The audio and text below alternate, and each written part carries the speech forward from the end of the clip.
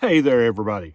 Well, I hope y'all are doing all right. Man, I am fabulous out here in the middle of Bull Shoals Lake, doing a little pre-fishing before the Arkansas Bass Nation State Championship starts here at Friday and Saturday. So, gonna fish around today and tomorrow and see if we can find a few fish. It's already been a pretty good day today, but I broke off my jig and I thought I would show you a couple things that I always do to my jig as I was putting this new one on. So I've been, as you throwing my old favorite black bucktail jig. And one thing I never not do is I always trim my weed guard. And I want to show you, see how that weed guard comes out there straight like that?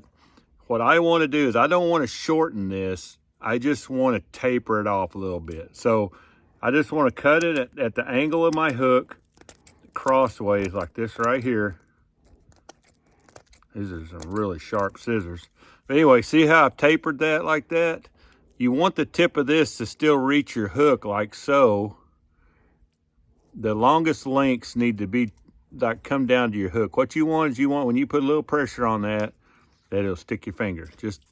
But not enough that you just want enough that if you put just enough pressure on there. So that's how I like to do it. Just to trim that down like that, kind of at the angle. You still get some stiff in here, but it's soft out on the end for your end there. The other thing is I love using the old school chunk chop trailer. So, the old frog shaped trailers. It's just what I grew up fishing. I love these things.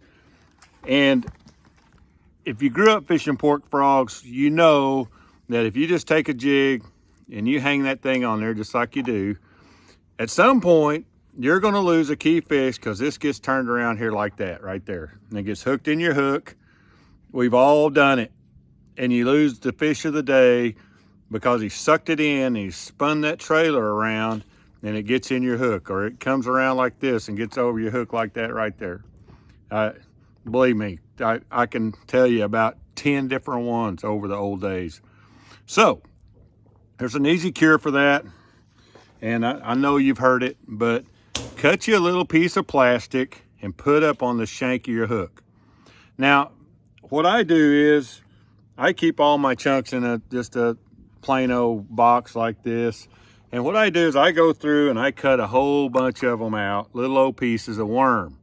And I put them right in there with my trailer. So I've got green pumpkin ones to match, the green pumpkin trailers, the black ones that go in my black ones.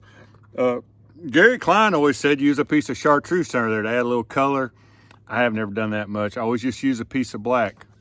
But if you'll pre-cut those, here's what it's going to save you. It's like if you you need to change jigs and you're in a hurry, and say you sit down at night and you rigged up all your tackle on your jig, you put one on there, you made it perfect, and just like here, you just run it up on your jig underneath like that right there.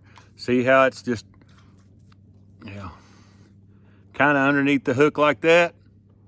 What this will do, when you put this chunk trailer on here, it'll keep that thing from getting spun around here into your hook. It's also very good if I like to skip a jig. If you're using a chunk trailer, it'll slide up and get hung up underneath there and mess up your whole cast.